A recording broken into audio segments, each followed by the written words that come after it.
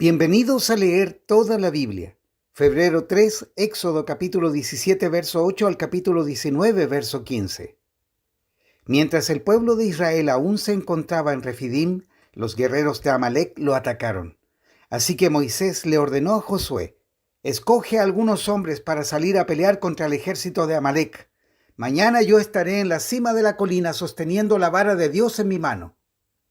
Josué hizo lo que Moisés le ordenó y peleó contra el ejército de Amalec. Entretanto Moisés, Aarón y Hur subieron a la cima de una colina cercana. Mientras Moisés sostenía en alto la vara en su mano, los israelitas vencían, pero cuando él bajaba la mano dominaban los amalecitas. Pronto se le cansaron tanto los brazos que ya no podía sostenerlos en alto. Así que Aarón y Hur le pusieron una piedra a Moisés para que se sentara. Luego se pararon a cada lado de Moisés y le sostuvieron las manos en alto. Así sus manos se mantuvieron firmes hasta la puesta del sol. Como resultado, Josué aplastó al ejército de Amalec en la batalla. Después de la victoria, el Señor dio a Moisés las siguientes instrucciones: escribe esto en un rollo para que sea un recuerdo perpetuo y léelo en voz alta a Josué. Yo borraré por completo la memoria de Amalec de debajo del cielo. Entonces Moisés edificó un altar en ese lugar y lo llamó Yahvé Nisi, que significa el Señor es mi estandarte. Dijo: por cuanto han levantado su puño contra el trono del Señor, ahora el Señor estará en guerra contra Amalec de generación en generación. Jetro, el suegro de Moisés y sacerdote de Madián, se enteró de todo lo que Dios había hecho por Moisés y por su pueblo, los israelitas, y oyó particularmente cómo el Señor los había sacado de Egipto. Anteriormente, Moisés había enviado a su esposa Séfora y a sus 2 hijos de regreso a casa de Jetro, y él los había hospedado. El primer hijo de Moisés se llamaba Gersón, porque cuando el niño nació, Moisés dijo: he sido un extranjero en tierra extraña. A su segundo hijo lo llamó Eliezer, porque dijo: el Dios de mis antepasados me ayudó y me rescató de la espada del faraón. Así que Jetro, el suegro de Moisés, fue a visitarlo al desierto y llevó consigo a la esposa y a los 2 hijos de Moisés. Llegaron cuando Moisés y el pueblo acampaban cerca del monte de Dios. Jetro le había enviado un mensaje a Moisés para avisarle: yo, tu suegro Jetro, vengo a verte junto con tu esposa y tus 2 hijos. Entonces Moisés salió a recibir a su suegro, se inclinó ante él y le dio un beso. Luego de preguntarse el uno al otro cómo les iba, entraron en la carpa de Moisés. Moisés le contó a su suegro todo lo que el Señor les había hecho al faraón y a los egipcios a favor de Israel. También le habló de todas las privaciones que habían sufrido a lo largo del camino y de cómo el Señor había librado a su pueblo de las dificultades. Jetro se alegró mucho al oír de todo el bien que el Señor había hecho por Israel al rescatarlo de las manos de los egipcios. «¡Alabado sea el Señor!», exclamó Jetro, «pues los rescató de los egipcios y del faraón. Así es, rescató a Israel del poder de Egipto. Ahora sé que el Señor es más grande que todos los demás dioses, porque rescató a su pueblo de la opresión de los egipcios arrogantes». Luego Jetro, el suegro de Moisés, presentó una ofrenda quemada y sacrificios ante Dios. Aarón y todos los ancianos de Israel lo acompañaron a comer lo que fue ofrecido en sacrificio en presencia de Dios. Al día siguiente, Moisés se sentó para oír los pleitos que los israelitas tenían unos con otros, y el pueblo esperó a ser atendido delante de Moisés desde la mañana hasta la tarde.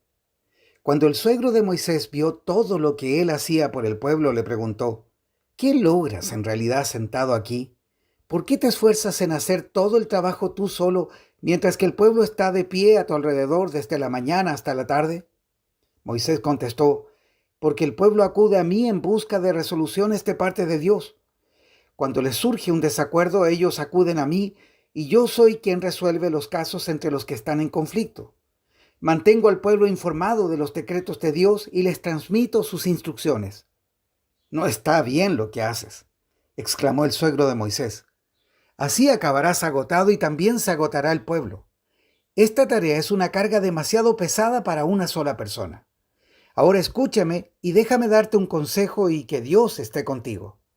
Tú debes seguir siendo el representante del pueblo ante Dios, presentándole los conflictos. Enséñales los decretos de Dios, transmíteles sus instrucciones, muéstrales cómo comportarse en la vida. Sin embargo, elige de entre todo el pueblo a algunos hombres con capacidad y honestidad, temerosos de Dios y que odien el soborno. Nombra los jefes de grupos de 1,000, de 100, de 50 y de 10 personas. Ellos tendrán que estar siempre disponibles para resolver los conflictos sencillos que surgen entre el pueblo, pero los casos más graves te los traerán a ti. Deja que los jefes juzguen los asuntos de menor importancia. Ellos te ayudarán a llevar la carga para que la tarea te resulte más fácil. Si sigues este consejo y si Dios así te lo ordena, serás capaz de soportar las presiones y la gente regresará a su casa en paz. Moisés escuchó el consejo de su suegro y siguió sus recomendaciones. Eligió hombres capaces de entre todo Israel y los nombró jefes del pueblo. Los puso a cargo de grupos de 1,000, de 100, de 50 y de 10 personas. Estos hombres estaban siempre disponibles para resolver los conflictos sencillos de la gente. Los casos más graves los remitían a Moisés, pero ellos mismos se encargaban de los asuntos de menor importancia. Poco tiempo después, Moisés se despidió de su suegro, quien regresó a su propia tierra.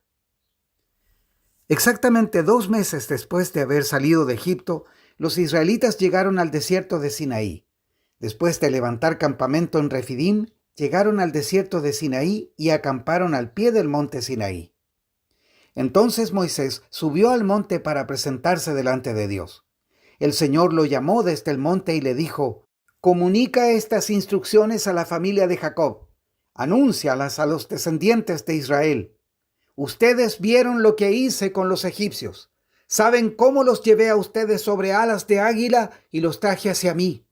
Ahora bien, si me obedecen y cumplen mi pacto, ustedes serán mi tesoro especial entre todas las naciones de la tierra, porque toda la tierra me pertenece. Ustedes serán mi reino de sacerdotes, mi nación santa.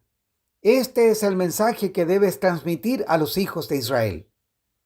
Entonces Moisés regresó del monte y llamó a los ancianos del pueblo y les comunicó todo lo que el Señor le había ordenado.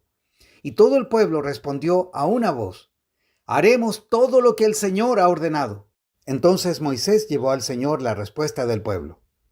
Luego el Señor le dijo a Moisés: «Yo me presentaré ante ti en una densa nube, para que el pueblo pueda oírme cuando hable contigo, así ellos siempre confiarán en ti».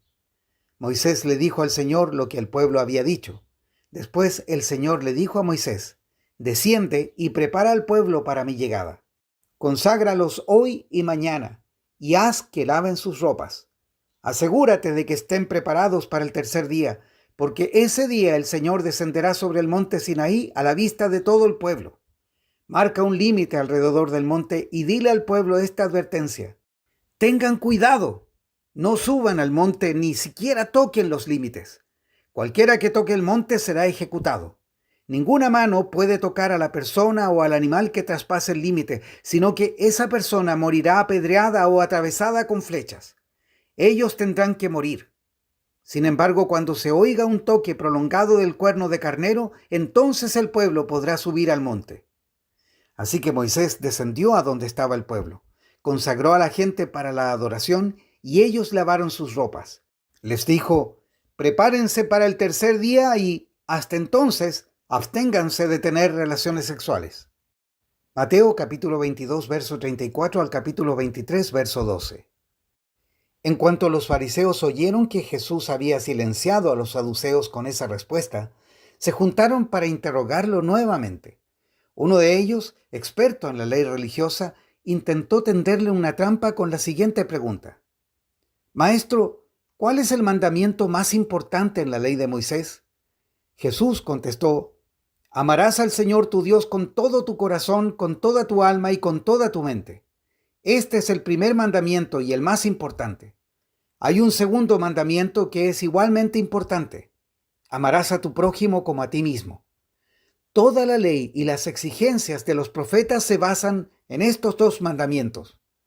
Entonces, rodeado por los fariseos, Jesús les hizo una pregunta: «¿Qué piensan del Mesías? ¿De quién es hijo?».